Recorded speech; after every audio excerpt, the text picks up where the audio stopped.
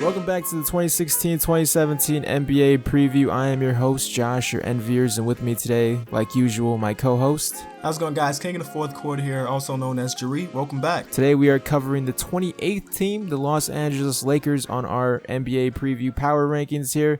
The Lakers last season had a 17-65 record. There's nothing to go but up when you're the bottom of the West. Actually, I lied, considering we have them projected at the bottom of the West once again, but they will be improving.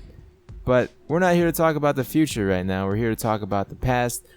Lots of happenings with the Lakers last season. The whole D'Angelo Russell snitching situation with Nick Young. Nick Young's still on the team. D'Angelo Russell is still on the team. Nobody wants Nick Young. If the season starts and Nick Young is still on this team, it's going to be interesting to see how chemistry is. They had the whole Kobe farewell tour, 82 games of him being the center of attention. So last season was very eventful for the Lakers, definitely. You didn't see Tim Duncan do that. That's all I'm saying. But, Kobe was able to drop 60 in his last points, and we'll never see another player like Kobe probably for a while, if not ever. So, although I'm not a fan of the Lakers, I respect what he did for the organization and all the titles he won as well. So, with that said, let's take a look at the rebuilding roster of this Los Angeles Lakers team. Taking a look at the offseason moves, they acquired Luol Deng, Timothy Mozgov, and Jose Calderon. They lost Kobe Bryant due to retiring, Roy Hibbert, Brandon Bass, and other non-important players. They drafted Brandon Ingram at number 2 and Vika Zubac at number 32. I can't pronounce the man's name, but what do you dislike about this? They didn't do much. They didn't do much, but I would say I disliked the free agency part of their offseason. Before free agency started, with Timothy Mozgov and Luol Deng. Before free agency started, we saw all these Photoshop pictures of DeMar DeRozan, every high-end free agent going to the Lakers, right? And then a couple minutes after free agency started, the very first signing is Timothy Mozgov, which made no sense to me considering how many great or solid big men were in the free agency market, and Timothy was the first guy to get signed. They got a plan out there in Los Angeles, I'm assuming, right?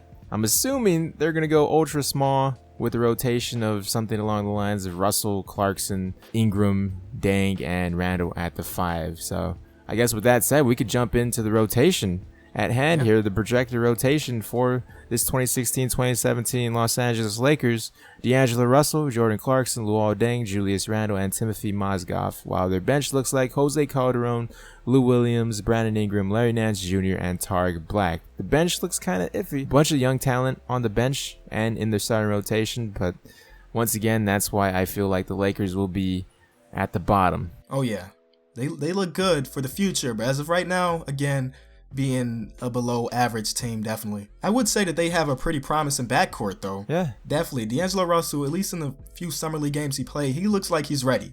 He looks like he's ready to be holding the torch. And Jordan Clarkson just got that big payday, and he's shown that he can definitely be a starter in this league. So their backcourt definitely looks pretty good. But they got the man, the myth, the legend, Jose Calderon.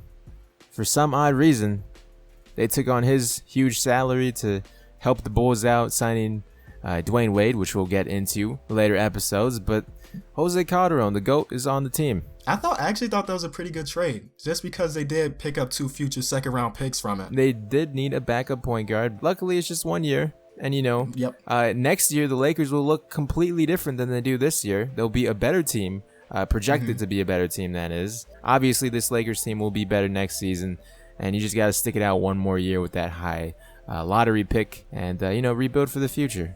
Being in the draft 2 years, maybe 3 years at this point, right? That's not always a bad thing. I mean, Julius Randle played 1 game his rookie season and was out for the remainder of the season. Lakers probably could have won more games with Julius Randle, but him being injured might be a blessing in disguise, considering look what happened to other guys like David Robinson getting hurt with the already established team, them being able to draft Tim Duncan. I'm not saying the Lakers will draft a guy like Tim Duncan, but it allows them to be in the lottery for multiple years and able to grow a young core together because of Julius Randle's injury. Maybe if Julius Randle didn't get hurt the first year, they wouldn't be in the lottery again this year, but who knows?